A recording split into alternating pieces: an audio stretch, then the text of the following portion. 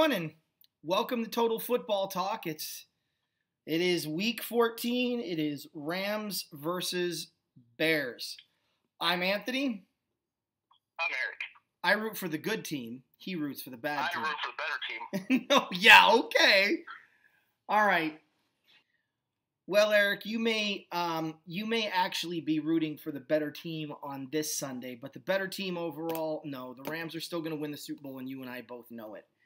But I think this matchup for me, and we're going to jump right into it because there's no point in holding anything back here.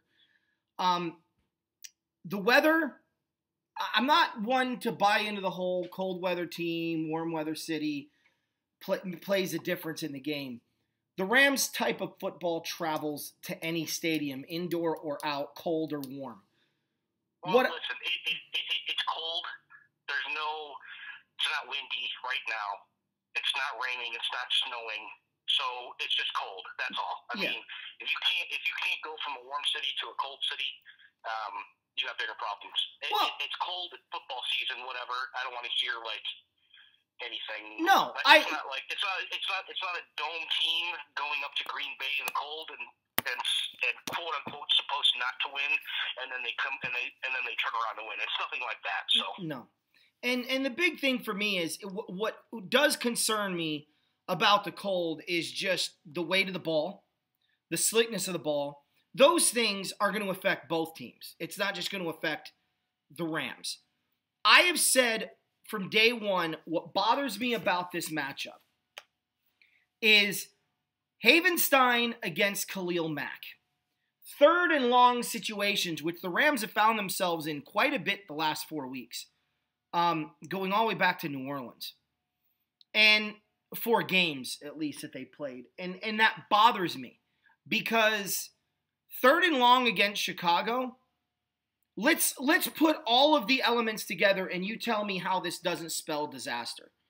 A substandard pass protector, and I understand that he's number 7 in the metrics right now, but most of the times Jared Goff has been sacked, it's been on Rob Havenstein's side. Okay? Let's just call a spade a spade. So you've got a subpar pass blocker in obvious passing down situations. You've got a superior pass rusher in third down and long situations. You've got a quarterback that holds onto the football too long, and you've got a defensive player that has the propensity for the strip sack. Add that all up together, and it's bad. Look, if the Rams are in third and long, my advice to them is screen pass to Khalil Mack's side. That's going to be your best bet. If you're going to try to get these deep ins and deep outs, you're going to get burned, and you're going to lose the football. For me, I'll give you 3 keys to victory for the Rams, and then I'm going to give you the 3 keys to victory for Chicago, and then I'll do my pick. And then, Eric, feel free to do whatever you want in your analysis of this game. For the Rams, stay out of third and long, but if you end up in third and long, screen pass or draws. Number 2, run the ball. Don't worry about putting 30 on the board this week. Worry about scoring 1 more point than the Chicago Bears when the clock ticks to 0. That's your focus. Number 3, and I cannot stress this enough, the Rams need to play balanced defense. Pass rush on pass rushing downs and have a focus on stopping the run. Now, for Chicago, it's simple. It's old school football, right? Strong pass rush on passing downs, run the ball, and keep that high-powered offense off the field, and capitalize off the turnovers when they come your way. If the ball's on the ground, you got to fall on it. If the ball's in your hands, you got to catch it. You can't do what a lot of these teams do against the Rams and drop those opportunities because you ain't going to get another one. So, and that's really, for me, the key to the game. You know, what player needs to shine, what player doesn't need to shine. Look, this is a big-time game. And to quote Terrell Davis, big-time players, I'm sorry, this might have been Emmitt Smith, actually. Big-time players play big-time in big-time games. And this is a big-time game. And this is it. You know, now, as far as my analysis, how I think this game is going to go down. I think Jared Goff is going to get strip-sacked twice tonight. I don't know if they're both going to be in the fourth quarter. I know one will definitely be in the fourth quarter. I think another one could happen anytime between the first and fourth quarter. The Rams being able to run the ball, look, they really struggled running the ball early against Detroit, but they kept with it, mainly because they got a lead. When McVay has a lead, he will go back to the running game even if it's not successful. If it's close or if it's even, he'll ignore Todd Gurley. And I think what's going to happen is the Bears are going to be very successful in stopping Gurley early, putting the Rams in third and long situations. And I think the Rams are going to do what the Rams always do, which is try to go down the field on third and long and convert that third down. I think that Mitchell Trubisky is going to have a hard time running today. Because the Rams defense is, he's going to be running all day because the Rams are going to be around him. But I think he's going to be reluctant to run downfield a little bit. So I actually look for him to do some get out of the pocket and hit the open receiver down the field, because this is a defense that will have gaping holes in the secondary, as much as I hate to admit that. The key to me in all of this for Chicago is Cohen. If Cohen can get isolated on Barron, he's going to burn Barron all day long. If the Rams have to commit a safety to him, that's going to open up other threats. The way I see this game breaking down, as I can see it being 10-6 Chicago at halftime, I could see it being 13-6 Chicago going into the fourth quarter.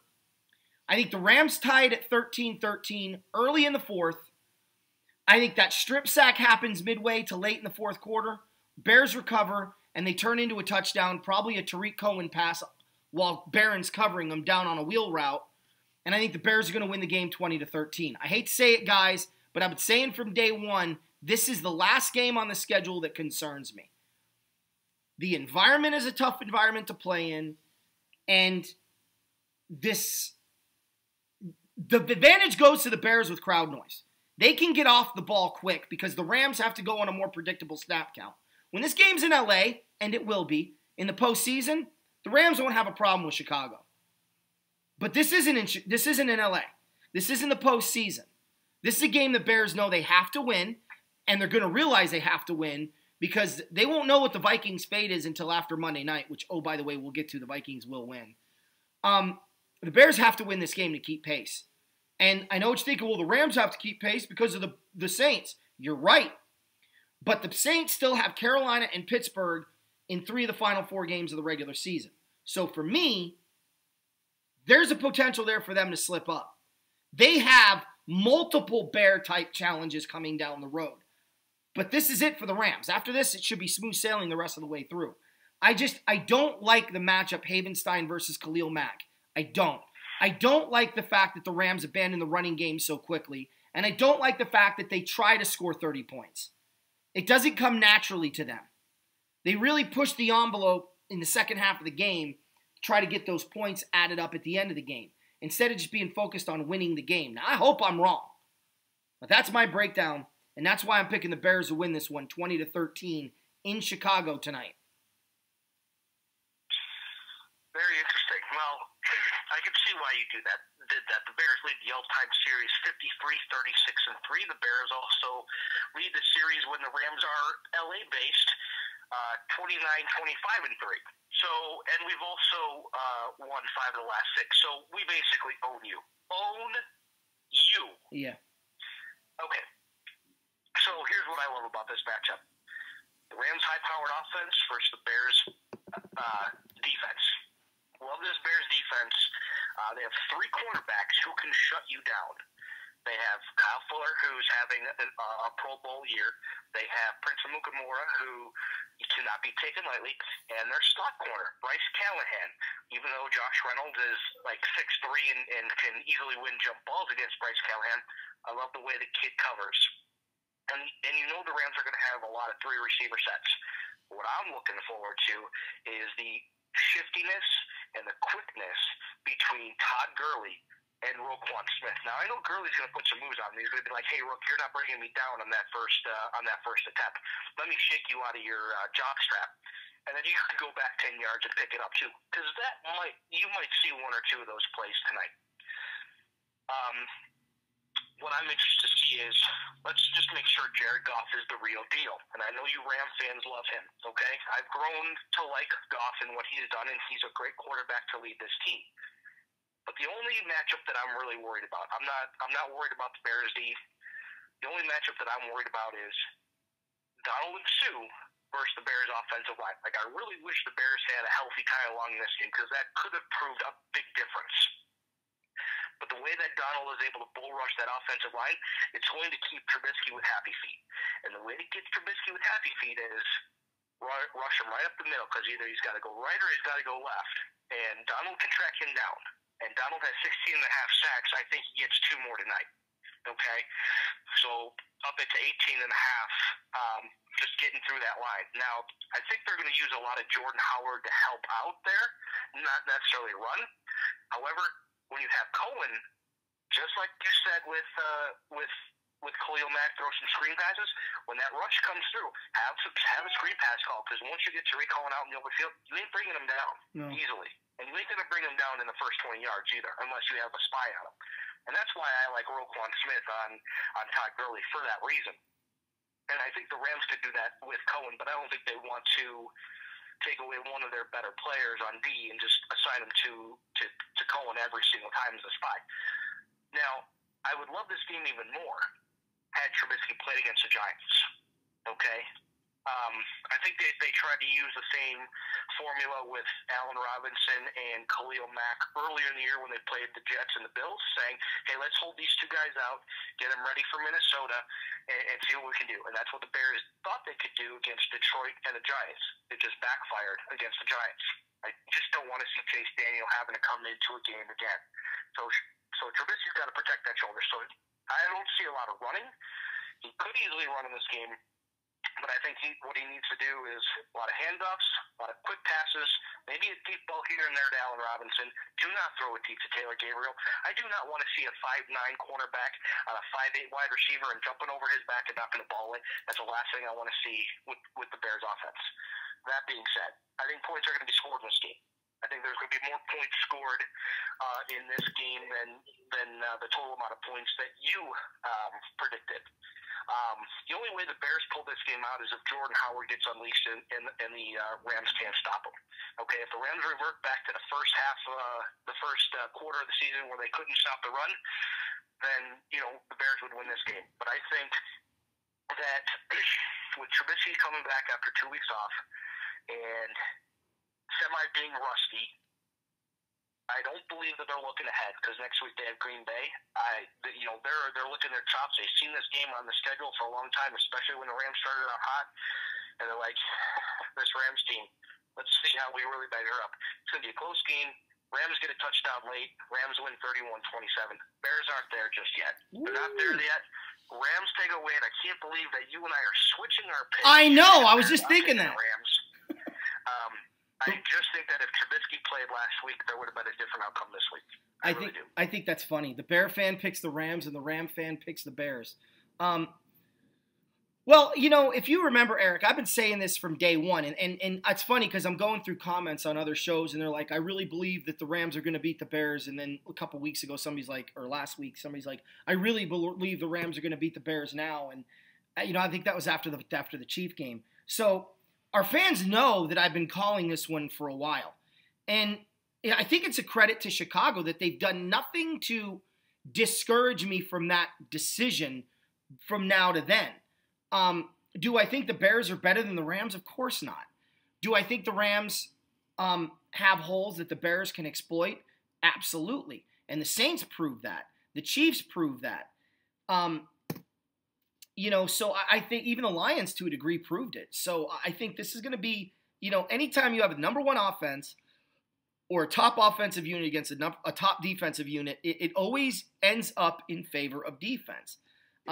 Good, bad, or indifferent, love it or hate it, agree or disagree, this is going to be such a fun game to watch. It's going to remind you so much of 1980s football in the sense that you're actually going to see good decisions to punt. You're going to see a field position game.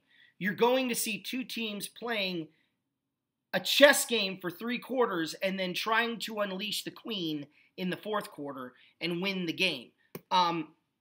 It's going to be a fun game to watch. I just think that the Rams' biggest concern for me, now Goff can go a long way in proving this to not be the case. Havenstein can go a long way to proving to me, maybe it's still that I'm having flashbacks of Havenstein, 2-3 years ago when the Rams were 4-12 and that guy couldn't block, an infant from crawling past him. It was bad. So I understand he's improved and he's gotten better each year, but he still has some major weaknesses, and he's been burned this year. And you're going to see Gurley chip Mac. You're going to see Mac get double teamed, just like you're going to see Donald double teamed. Trust me, they're already working on their game plan. They've been working on their game plan for this week on how to neutralize Donald, how to neutralize Mac. And if you're gonna double team Donald and Mac, that's going to leave somebody else one-on-one. Like, the Rams don't want to leave a Keem Hicks one-on-one with their center or guard, and the Bears don't want to leave Sue one-on-one with their center or guard either. Yeah. And that's where good game planning comes in. That's where if you need max protection, use it. And the Bears really need to get Trey Burton involved in this game to really open up that offense. Because if they get Burton involved in the short to intermediate passing game, and then they're able to hit Robinson and maybe even Gabriel, with a deep pass here and there, that's going to soften up the defense. Same thing with the Bears, or same thing with the Rams. Yeah. If Goff can hit Cooks streaking down the side or Woods, because in my opinion, Cooks and Woods are faster than the Bears running backs. Now I know Kyle Fuller's still young, but I know Amukamara can be beat deep. But then you run into, all right, where's Eddie Jackson going? There's another guy right there that Goff's got to watch out for, because you have an opportunistic safety who is just a ball hawk. I haven't seen. And if Goff gets into trouble and throws it up to Jackson like that, watch out for a return for touchdown too. Well, that's just the thing. Jackson is the best safety I've seen since Ed Reed. He's the best safety I've seen since Ed Reed. I will say the Rams' best option on third and intermediate is to have the tight end chip Goff and go out on an out route and have those receivers run a deep in and try to draw those corners and hit Gerald Everett and Tyler Higbee underneath. That's going to be their best options all day. It's the same formula for the Rams as it is the Bears on offense, because these defenses are so capable. All right, I want to switch gears a little bit, and Jets and Bills. I'm going to talk about this briefly. For me, I'm actually looking forward to this matchup because I think this is a battle for the future of the AFC East. The Patriots dynasty is dying a very slow death, and some people don't even realize that it's dying yet. They still think it's in the prime of its life, or that it's enjoying the end of its life, but it's a mature, like a fine wine. No, it's dying. And you're seeing today in Buffalo, I believe one of these two teams are going to be battling it out for the division once the Patriots dynasty is officially gone. And I'm very excited to see how this unfolds. I just want to see, I don't know if Darnold is playing, but I want to see what Josh Allen can do against the Jets. And the future of the AFC East is what this game's about. None of these teams are going anywhere, but it should be a fun rock'em sock'em football game. And I'm actually thinking that the Bills, with Josh Allen's running ability and the way they've been playing defense, I think the Bills are going to win this game 16-13. Interesting. Very interesting. I actually like the Bills in this game too, actually. Darnold is playing. Buffalo's at home. Only reason why I'm picking Josh Allen really surprised me last week with not only throwing but getting Zay Jones involved and also running for 135 yards.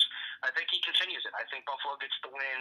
I like the 16-13 pick. I'm going to go 2017 Bills in this game. There you go. Giants at Redskins.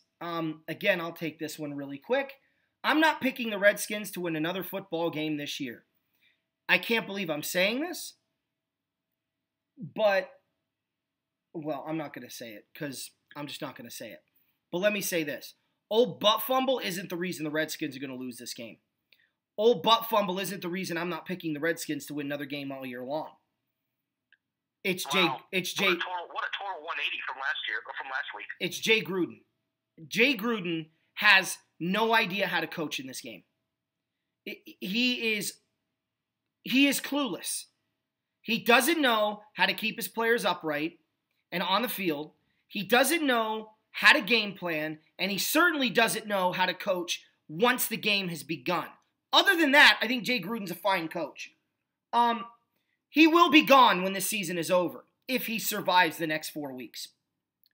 I won't be surprised if he's one of the major, like the first casualty on Black Monday. Gruden's gone. He's awful. The Redskins have mailed it in. They've given up on the season.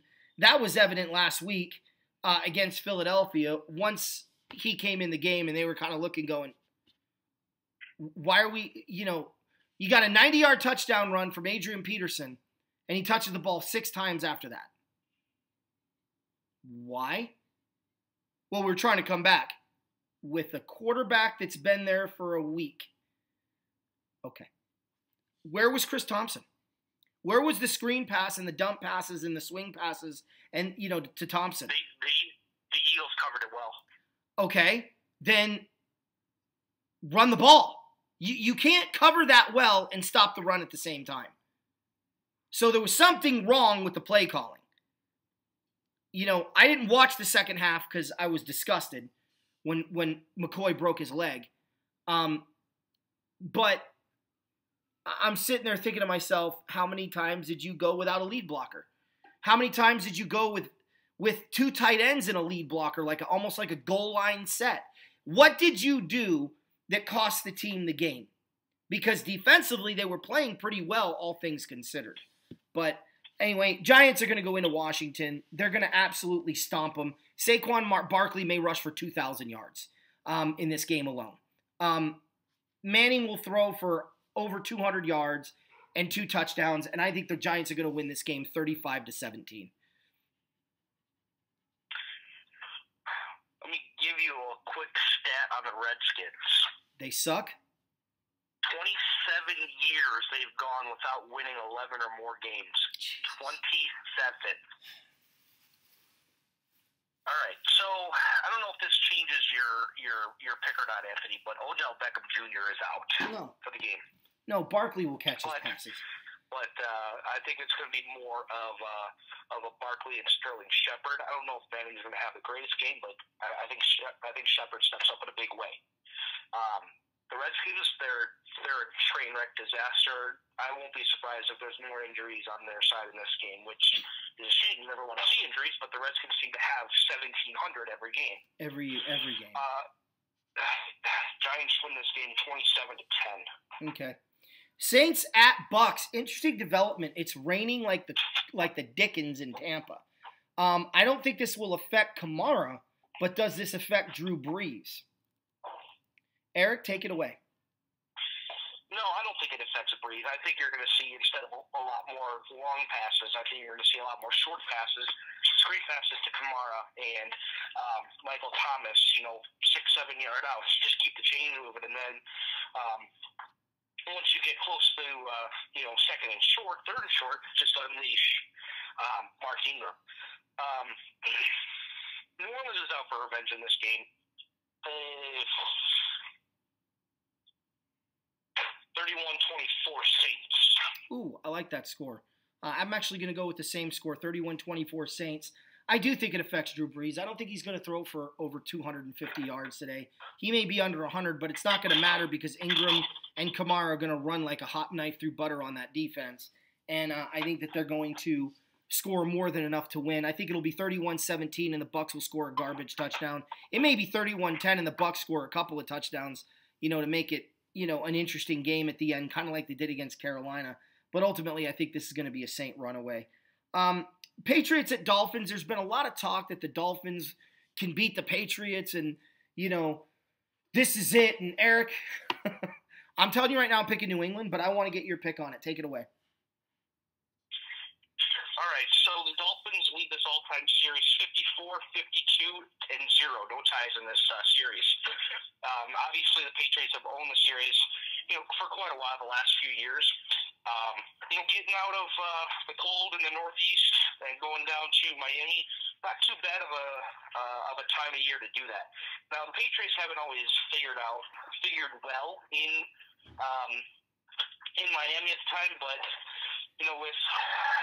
with Tannehill playing decent last week and the Dolphins coming out with a victory over Buffalo, it just shows to me that they weren't looking ahead. They got really nothing to look ahead to, and so the Dolphins are going to give the Patriots all they can handle. As we know, the Patriots aren't, that team that's going to blow you out of the water like they have the last few years. It's just going to be interesting to see how or what the Dolphins' game plan is. If the Patriots are able to cover Devontae Parker, then that definitely leaves the run game vulnerable. But with Dante Hightower still back there in the linebacker core for the Patriots, I really like the Patriots' defense in this game to create 2 or 3 turnovers, which could be a big difference in the game. Give me the Patriots 28 and the Dolphins 19. Yeah, I we're not far off. I'm thinking 31-17 Patriots. I just don't think the Dolphins don't have anybody that can rush the passer. They haven't played particularly well in the secondary. They're not good in press coverage. And the Patriots love it when you play zone. And I don't know a scenario that unfolds here where Miami wins unless they get a superhuman effort from an unknown person on that D-line to get pressure on Tom Brady. I think the Dolphins win this one 31-17. Baltimore at Kansas. Yeah, go ahead. Everybody's healthy for New England on the offensive side of the ball. As healthy as they can be, let me put it like that. Yeah. Because we all know Gronk's not 100%. But Gordon's really stepped it up. I think you're going to see a lot more deep passes by New England today, only because the weather's nice. It's not cold. Guys are going to be a lot loose quicker. So I think you might see a couple more extra downfield passes by Brady. Whether he gets them or not, that's not the reason. But they still have James White they can use. They have 3 running backs that they can run out there at any time. So Michelle White, Rex Burkhead. So I mean they're well equipped to go down there and get anybody involved as they want. Baltimore at Kansas City. Take it away. Yeah, I'm actually looking forward to this game. I think this is going to be the biggest test to date for Kansas City's offense against that Baltimore defense. Baltimore's defense, yes, they are getting up there in age, but Terrell Suggs is still a monster. In the front 7, he can really disrupt the Kansas City offensive flow. However, I think he's going to get neutralized only because Mahomes is going to use his legs. And Mahomes is going to be able to throw 5 to 7 yard dump offs to Travis Kelce all he wants. And Spencer Ware's not going to see a lot of room to run. Tyreek Hill may actually get open once or twice deep downfield. But we saw what happened last week in Oakland with Kansas City. He overthrew him. Yes, Mahomes has a great deep ball. I just like the way he winds up, delivers that ball, and if he gets Hill streaking down that sideline, hits him, it's good night for the Ravens. However, this game's going to be a lot closer than you think. Lamar Jackson is going to be able to get first downs with his legs. You can run on Kansas City's defense. You can pass on Kansas City's defense. If Flacco was in this game, and this was 2-3 years ago, Flacco, I'd pick the Ravens. Okay? I would pick the Ravens because Flacco could pick them apart. But I think that Kansas City scores too many points in this game for the Ravens to keep up, and you're going to see the Chiefs pull away late. Late enough to where Baltimore really has to abandon any type of ground game that they've established earlier in the first half. And Kansas City ends up taking this game 34-23. I think they double them up. I think Kansas City wins this game 34-17, but I think it's because they get 10 points from the defense. I think the defense scores a touchdown for Kansas City on a fumble, probably by Jackson. And I think that they get an interception that ends up leading to a short field, and they're able to kick a field goal. I think the Chiefs are good enough to score 24 points on this Ravens defense.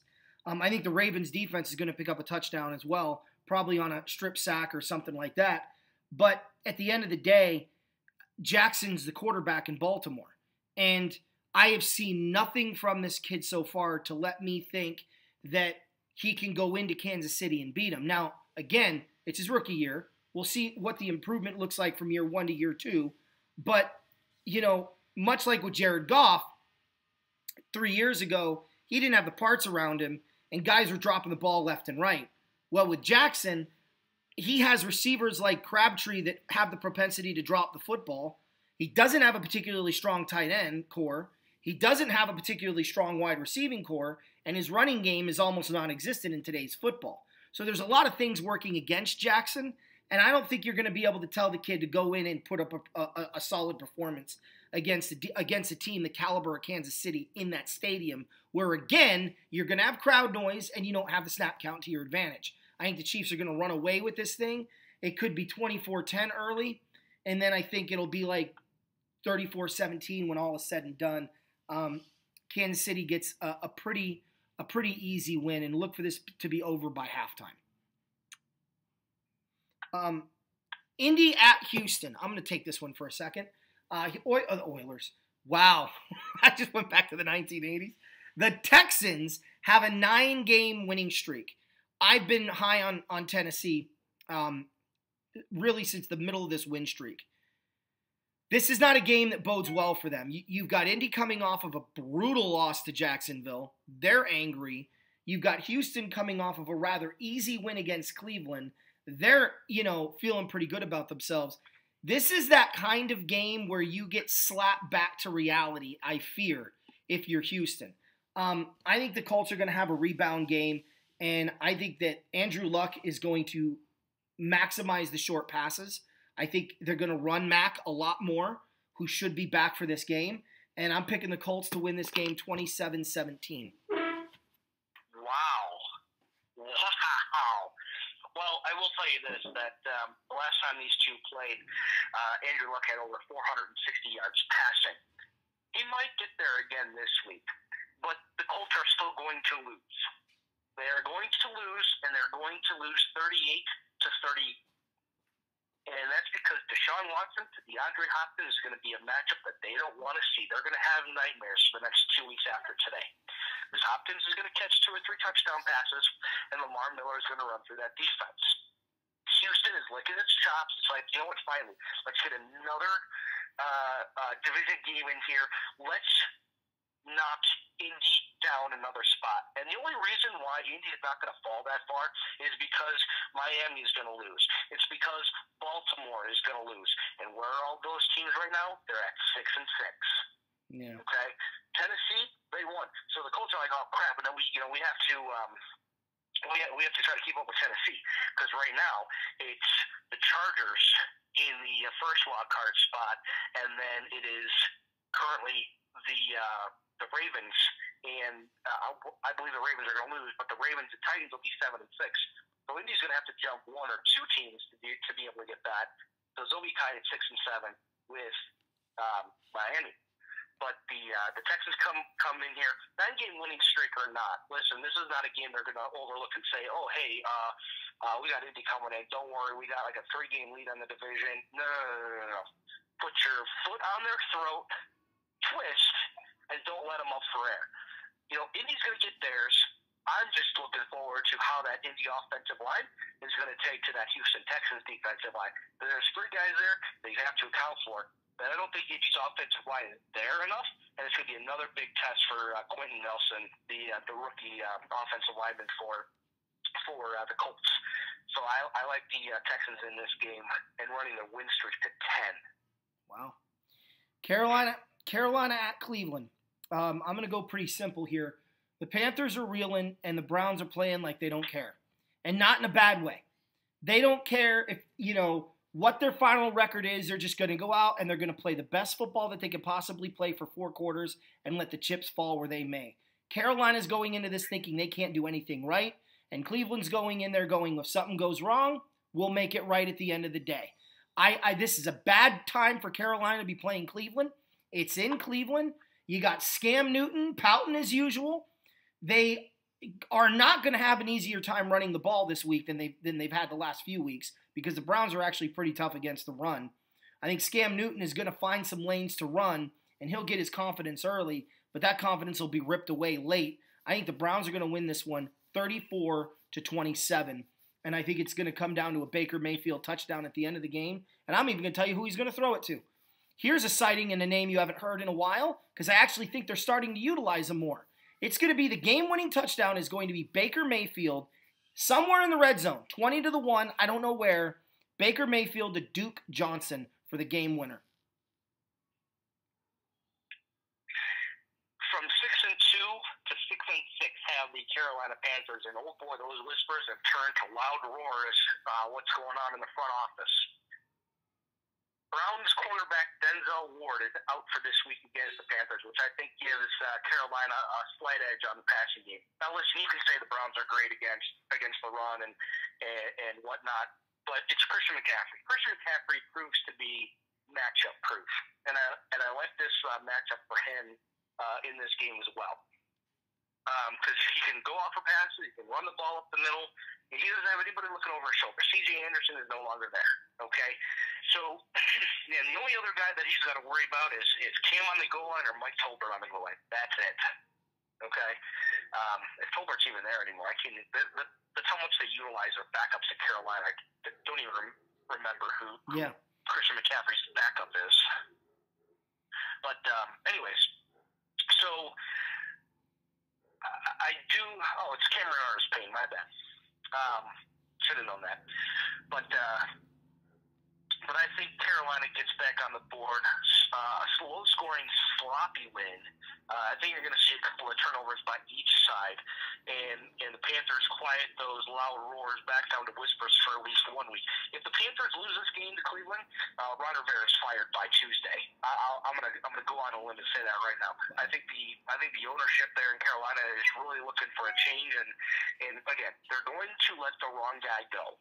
Okay, I see. I'm gonna take the Panthers by a field goal in this game, 19-16. Wow, that is a low-scoring game. Atlanta at Green Bay. The bloom is off the rose. Aaron Rodgers is not. People are starting to realize that Aaron Rodgers isn't as good as the media is portraying him to be.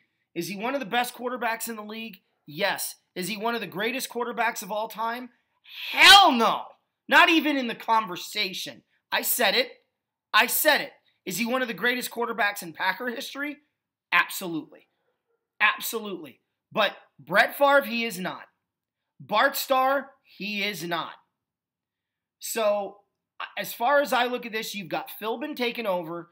You've got Aaron Rodgers running the show, which means they're going to throw the ball 40 to 50 times in this game. They're not going to run the running back. Atlanta's going to be able to keep up with the passing game. And I think Matty Ice pulls an upset here. Don't forget, Atlanta's had Green Bay's number of late the last few years. I'm going to go high-scoring game. I'm going to go 41-31, Falcons over Green Bay. Take it away. Yeah, interesting. We're going to really see whose fault it really was in Green Bay, whether that was McCarthy's or it was Rodgers. Now, we've already heard reports that Rodgers changed the calls at the line when McCarthy called the play and Rodgers changed them.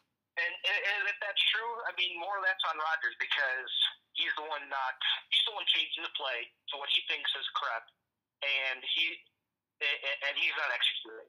That's the bottom line. The Falcons have won the last 3 games. 2 out of the last 3 are actually they face each other twice in 17 and once in 16, and the Falcons coming away all 3 times in there. Before that, they lost 4 in a row. Mm-hmm. But Green Bay leads the all-time series by 17-16 here. But I like Atlanta's receiving options and running back options better than I do Green Bay's receiving options, although Julio Jones and Devontae Adams, you can almost put them on the same level. I just like the second tier receiving options better on Atlanta than I do on Green Bay. Once Green Bay gets in the red zone, I mean, you might as well put 7 guys on Devontae Adams to make sure he doesn't, because Rodgers seems to love going to Devontae in the red zone. And the Falcons have a little bit of trouble scoring in the red zone, especially getting Julio the ball, but he's broken out, had a couple of touchdowns a few weeks back. But I also think you're going to be able to run on both these teams. Mm-hmm. Both teams have bad secondaries. Both both teams have been having bad seasons, and I heard, and you guys heard me go off on a narrative when I read when I read Packers stories the past week against Arizona. Atlanta, technically considered a warm city, bad football team this year, and a dome teams.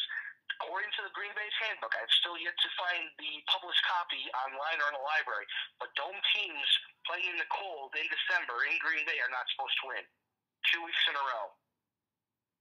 Dome team from the South beats Green Bay in Green Bay in December, no less. 31-17. Wow. Interesting. All right, Denver at San Francisco, Eric. Not a lot to say here, but take it away. Not a lot to say, but Denver's hurting. They lost Bradley Roby, the cornerback, so that's a big loss in the secondary to a fractured leg. They lost Emmanuel Sanders on Wednesday to ruptured Achilles. So what is Denver going to do? Well, what has Denver been doing great the last few weeks? They have been unleashing Philip Lindsay, and you're going to see more of that. He's going to have over 100 yards rushing. He is going to have 2 touchdowns.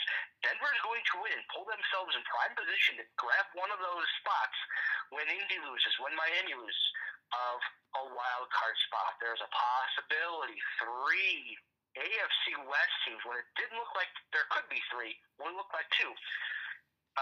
AFC West teams are going to get the playoffs. Denver's going to make themselves that third team that's going to be in the conversation. Case Keenum is going to throw a lot to Courtland Sutton.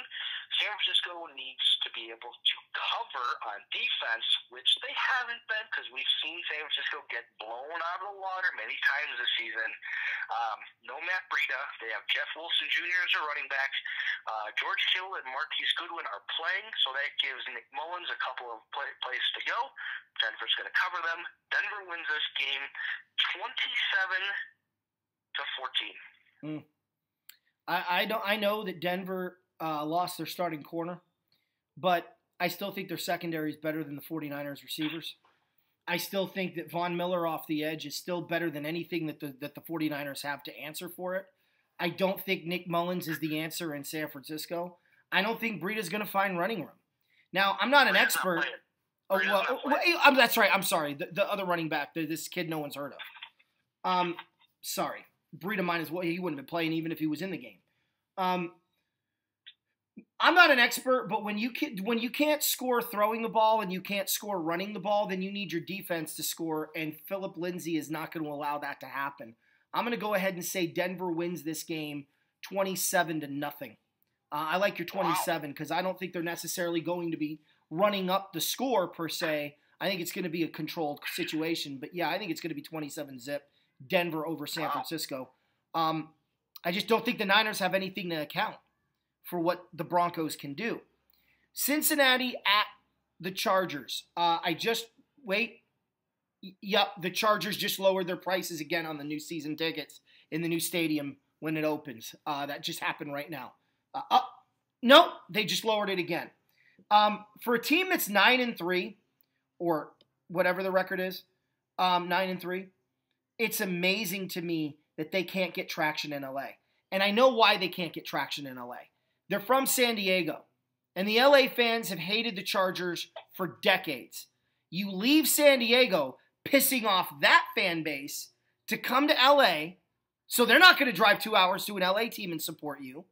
And LA isn't going to support a former San Diego team that they don't like and have rooted against for decades when they have a team like the Rams who came back home and are flashy and all over the place. It's a shame for the Chargers. So crowd noise won't be the reason the Chargers win this game, Eric. But I will tell you this. I like that they're benching Melvin Gordon one more week and resting him for Thursday night at Kansas City. You take it away, and then I'll wrap up my analysis. Yeah, and then forever, this is for you, buddy. You know, Anthony's crap talk that he's been doing for the Chargers is going to all come to a head when they win the Super Bowl this year. How do you like that? They're going to have a lot of season ticket holders then. Guarantee you. I went a little too far. But they are going to keep pace with Kansas City. They have a big game coming up against Kansas City. This is a good game that they're not going to overlook because the Bengals can come in and they can run on the Chargers with Joe Mixon. But the Chargers defense is going to be very, very opportunistic, and they're going to feast off of Jeff Driscoll. No A.J. Green, so they're going to be able to cover Boyd. They're going to be able to cover Boyd and John Ross one-on-one. Now, you can run again, like I said, you can run on the Chargers, but Phillip Rivers is having himself a season and a half. He could be in the MVP conversation, but I think he's just outside looking in, especially when you have Donald and Mahomes, Gurley and Goff. And I know they're going to throw in Breeze in there too, but I mean, there's Rivers is just he's there. He just won't garner enough attention. But I like the Chargers big in this game, 41-13. Cincinnati's coming to LA for a vacation, and a vacation they're going to leave with too. Yeah. No. Look, I think Eckler's going to have a huge day. I think Phillip Rivers is going to have a huge day. I think the Bengals are going to get absolutely spanked in this game. Driscoll is no threat to to throw the ball, so they're going to put 8 guys in the box. If they do decide to throw it, he's not going to have the time because they're going to have so many people in the box rushing that they can't block them all. I think it's going to be 45-17 San Diego. I said it again. 45-17 Chargers. I just don't see Cincinnati having an answer here. And look, I actually think San Diego. Cue the hot seat from Marvin Lewis. I just don't hope that they. Well, he's done. I hope they do not retain Hugh Jackson to coach that, because if they retain Hugh Jackson to coach the Cincinnati Bengals, the Bengals might go 16 next year. Yeah, no, ain't that the truth? No, look, I think the Chargers are the real deal. I think they have a really good shot at winning the division or taking the division lead in Week 15 on Thursday night at Kansas City, but I don't think they're overlooking this game either, because they know they don't have Gordon. They know they need to keep pace with the Chiefs. I mean, it's as simple as that. And the Chiefs game would be wrapped up. So you look at it from the Chargers' perspective. If the Chiefs do lose to Baltimore and they beat Cincinnati, they're tied, which means that is literally going to be the tiebreaker for the division. Well, they're not technically tied because Kansas City's already beaten the Chargers. No, I'm saying on Thursday night when they meet, whoever wins that game will walk out of there the division leader. If they both win, then they're going to have to go through a whole bunch of other tie-breaking statistical crap to figure all that out. That'll be interesting to see. Philly. I think Kansas City would still hold that because they'd have the better conference record or division record, one of the two. Yeah, something like that. Philly at Dallas. Go. Philly at Dallas. Ezekiel Elliott deposits more money into the Red Salvation Army kettle. Dallas wins this one big. Wow. 3-0. No, I'm kidding. Not 3-0. I like Zeke. You could pass on the Eagles. They had another quarterback that's not playing in this game. I don't care that Wentz can hit Ertz 700 times in this game and break Jason Witten's single season record by a tight end for catches. I don't care. The Eagles can't really stop anybody. They were lucky. I don't want to say they were lucky, but they won a game last week that they were supposed to, with or without Colt McCoy. It didn't matter. If Colt McCoy played that whole game, I still think the Redskins lose.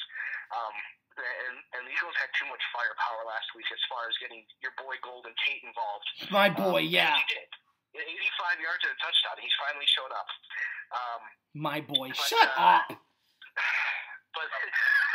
But I don't. They're not going to be able to run the ball with Josh Adams in this game, and Dallas is going to be able to score some points. You're going to see a couple of touchdown passes by Dak Prescott, and then add on another couple of touchdown runs by Ezekiel Elliott.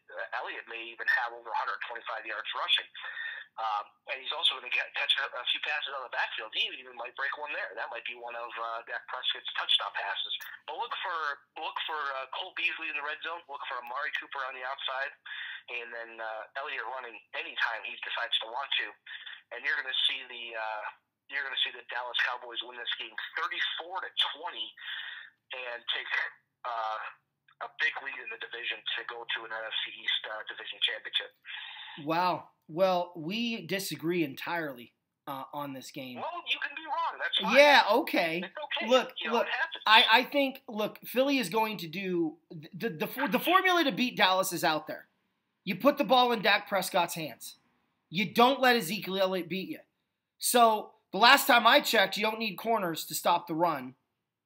As well, you do, but you don't need them to cover. You kind of do. Yeah, you do need. Let me rephrase that. You absolutely need corners to stop the run, but you don't need corners that are good cover guys to stop the run. You need corners that are good tacklers.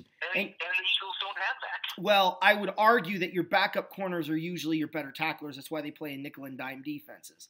But we'll wait and see. Look, bottom line is they're going to put 8 guys in the box. They're going to put 15 guys in the box if the league will let them get away with it. They're not going to let Ezekiel Elliott beat him. And if Dak Prescott has to beat you, yeah, I still think he's going to throw a touchdown, maybe 2. They're going to be a little hurry up and get rid of the football pass to Ezekiel Elliott out of the backfield maybe. But I think Philly is going to control this game through a West Coast style offense, short intermediate passes that they'll complete and move the ball. I think they're going to get the ball out quick. I don't think they're going to worry about Lawrence because I think they're going to account for Lawrence. I think Philly goes into Dallas, and I think they pull the upset. I think it's going to be not a big day for Carson Wentz, but I think it's going to be an efficient day for Carson Wentz. I think Zach Ertz is going to Ertz the Cowboys defense, and I think that it's going to come down to, Dak Prescott throwing the ball to the wrong team. And I think that the Eagles are going to win this game 27-21 and just muddle up that situation even more. Well, I'm gonna check here really quick. I think Sean Lee is actually expected back in this game. If that's the case, the Cowboys are gonna end up taking one of their best players off defense to give Lee some snaps. I think what you need to do, you need to find a way to incorporate Sean Lee without taking out Leighton Vander Esch. And apparently, it's not said yet if when he's coming back. 5 days ago, of course, owner, president, CEO, general manager, assistant head coach, and water boy Jerry Jones said Sean Lee will start when he returns. Vander Esch and Jalen Smith are playing too well to break up that camaraderie. I really hope that they don't do something stupid and hurt themselves when Lee comes back, especially taking out 2 of the better linebackers that the Cowboys have. Well, the good news, whether or not he returns for this game, you got to keep Vander Esch and Smith on the field and then sub in Lee at the right times and work his way back. And if you got to go to a 4-4 defense, go for it. Well, the good news for your scenario is that Sean Lee may return in the first quarter, but he'll be out of the game by the second quarter and once again back on the bench and being injured. Because I've never seen, other than Kuechly, I haven't seen anybody not be able to stay healthy as frequently as he does. He's like the Redskins' offensive line. He's good for a couple of games and then he's done for the year with constant injuries. Detroit at Arizona, I'll take this one. The toilet bowl. Yeah, look. I am picking Arizona next week. I am not picking Arizona this week. Is Johnson back for Detroit? No. Ooh. Man, that may change my mind, actually. All right, I'm going Arizona. I'm changing my pick. I'm going to go Arizona. I think that David Johnson will have an efficient enough day. I think you can get pressure on that Lions offense. They don't have a running game to speak of. And I think that the Cardinals will pull an upset, if you want to call it that. I don't know. 2-0 Cardinals will be the final. This is going to be a garbage game. I would literally bring a toilet to this game and say you guys are playing for that right there. Yeah. There's your participation. 2-0 overtime final. That's my prediction. No. What about a 0-0 overtime game? Friggin' tie. No, I think it'll probably be like 20-16 Cardinals. The Cardinals and Lions asked Neil Rackers and Jason Hanson to come out of retirement for this game. Yeah, no kidding, right? Is Calvin Johnson still available? Yeah. Two bad teams. Two horrific teams. And the Cardinals have the worst point differential in the NFC. Second overall in all of football to the Oakland Raiders, who they lost to. Give me the Lions in this game, 13-10. It's going to be an ugly game. And I feel dirty because now I got to go shower. Yeah, no kidding, right? Pittsburgh at Oakland. Look, I really hope that Gruden doesn't try the same bag of tricks he used against Kansas City to motivate this team, because that can wear thin pretty quick. There's no question there's a rivalry here, but there's also no question that there's a talent gap here. You have no one in your secondary that can cover Juju Smith-Schuster, Antonio Brown, Vance McDonald, or the other tight end. You've got no one on your front four that's going to be able to stop any running back for the Steelers, whether Connor is playing or not. And more importantly, you don't have anybody that can rush the passer to get Ben Roethlisberger off his benchmark. This is going to be a Pittsburgh Steeler blowout. I'm going to say, I want to say 50s, but I'll be nice. 48-13 Pittsburgh. Wow. Hey, any idea how many times these two teams have met all time? I'm going to guess in the 30s. 28. Ooh, I was close. The Oakland Raiders, or the Raiders franchise, Oakland or LA, soon to be Las Vegas. Ben Roethlisberger has never beaten Oakland or the Raiders on the road. Well, that's going to change. 0-3 all time against the Raiders when he doesn't play them in Pittsburgh. The Raiders lead the series 15-13-0.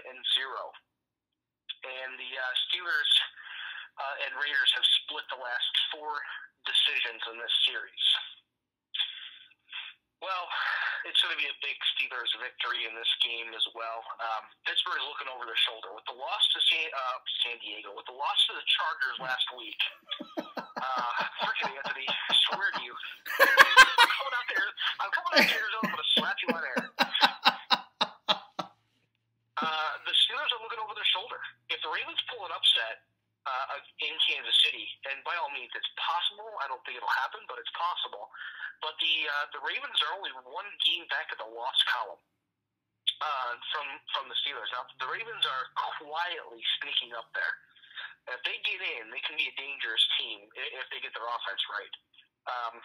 The Pittsburgh offense is going to be too much for that Raiders defense. And then on the flip side of the ball, you're going to see a lot of pressure on Derek Carr. I think what the Raiders are going to try to do is establish the run with Martin Richard, Washington, and maybe even get C.J. Anderson involved a little bit there. He signed there the past week.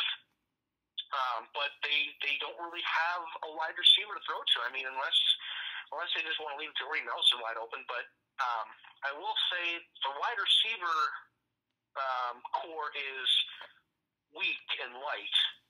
If Pittsburgh doesn't cover Jared Cook, it could be a big car to cook a game, and he could wreak havoc through the middle and keep the score close for about 3 quarters. But I think you're going to see a lot of deep balls by Ben to Smith-Schuster and Brown. And the other tight end's name is Jesse James, by the way. That's right. But Connor is not playing. He is out this week. He was ruled out on Tuesday for this game, which my fantasy team takes a nice deep breath for that. But they're gonna let Stephen Ridley, who's gonna be more in certain packages, but their main running back that they're gonna run back there is Jalen Samuels. He was the 5th rounder. He actually played tight end in college, but he was drafted as a running back. And he's fared pretty well spelling in for Connor. He even scored the tying touchdown last week in the 4th quarter against the Chargers. But you're going to too much Pittsburgh in this game. Ben finally gets the win on the road against the Raiders, and final score on this game is going to be 41-17. I'll go in the 40s for that. Yeah, I think so too. All right, last one. Monday night, Seahawks against the Vikings. Look, the Seahawks can run all they want, but the Vikings stop the run. They may have some openings in the passing game because of it, but I think ultimately the Seahawks, for me, they're flying high, but this is a must-win game for the Vikings. I think you're going to see a very different Viking football team, and I'm sorry, but after seeing Tom Brady and that football team and that defense and that head coach playing Seattle, you definitely could see the step down take place on the field when you're playing that game. And the Vikings were in that game for most of that game. So I have no problems thinking the Vikings are going to go into Seattle on Monday night and beat Seattle. And I think that's exactly what's going to happen. I think that they're going to have over 100 yards rushing. I think they're going to have over 300 yards passing. I think Diggs is going to have a big day back from his injury. He is cleared, right, L or E? Yeah. Right, and then you've got, Thielen, I think, is going to have a big day. Rudolph will probably be covered because that's where they're going to keep their safety and their linebackers. And I think he won't necessarily put up a big day, but I think it's going to be a pretty straightforward win for the Vikings. I'm just going to go simple here, 28-14. I don't know what the final score is going to be necessarily. I'm going 28-14, but it could be 28-24, 28-21, could be 28-27. But I think at the end of the day, I think the Vikings are a better football team. And when you're this late in the year and it's two playoff teams playing against each other, doesn't matter if you're home or away, the better team should win, and I think the better team will win in Minnesota. Very interesting. Very interesting how you broke down that game. All right. So, for those that don't know or haven't looked at the standings for playoffs, the Seattle Seahawks currently sit in the 5th spot, and the Vikings sit in the 6th spot with the Carolina Panthers at 6-6, the Eagles at 6-6, and the Redskins at 6-6. And we all know the Vikings are 6-5-1, and the Seahawks are 7-5, actually tied with the Cowboys for that record. But obviously, Dallas and Seattle don't play in the same division. With that being said, these teams have only played 15 times, including the postseason, in their history. But of course, Seattle's history isn't as long as the Vikings. Okay, The Seahawks lead the series 10-5, 6-3 all time in Seattle, and the Seahawks have won the last 4. Well, let's chalk it up to the Seahawks will win the last 5. Seahawks are going to win this game, and I'm going to tell you why. Yes, the Vikings actually have more playmakers. Yes, the Vikings play better defense, but the Seahawks are hot. The Vikings had a chance last week to gain a game on the Bears. They have another chance this week to gain a game on the Bears, and the Vikings are going to fold like a redheaded stepchild. So the Vikings end up losing this game because they abandon the run, they pick off Kirk Cousins 2 or 3 times, and Russell Wilson is putting the team on his shoulders. He'll have Doug Baldwin in this game, who's actually technically considered a game-time decision. However, he's going to be ready and play in this game, and then him and Lockett are going to have field days. And now pick a running back. Rashad Penny, Mike Davis, or Chris Carson. It don't matter, because the Vikings have to try to stop all 3. They're going to stop 1. They may stop 2, but they won't stop all 3. And then you have Wilson, who's going to hit Nick Vannett for a couple of touchdowns. Know the name. Should have picked him up in fantasy. He's going to score more than Gerald Everett this week. However, the Vikings are winning this game 24-21. The Vikings are going to win? Sorry, the Seahawks are winning. No, you see, you had it right. You had it right. Look, let me just put it to you this way. Last year's Redskins, this year's Vikings, who's a better team? Last year's Vikings. No, last year's Redskins or this year's Vikings? This year's Vikings. Okay. Who has better playmakers on defense, the Redskins or the Vikings? The Vikings. Okay. The Redskins beat Seattle last year in Seattle with Kirk Cousins as the quarterback. I rest my case. I rest my case. We'll see. Monday night will be fun to watch. All right, guys. I'm Anthony. And I want to send out a quick congratulations to Heisman Trophy winner Kyler Murray. I'm Eric. Okay, congratulations, Murray. And Navy lost a terrible loss, 17-10. They had it. Anyway, I digress. Go Rams. Go Bears. I think he's supposed to say Boo Bears, but he forgot. But that's okay. Horns up. You mean horns down, but bear down. No, Bears are going down. That's how that's going to work. Go Rams! The Bears are going to stick those Rams horns up there. Never mind. Well, that's where the Ram horns are going to go, right up the Bears' derriere.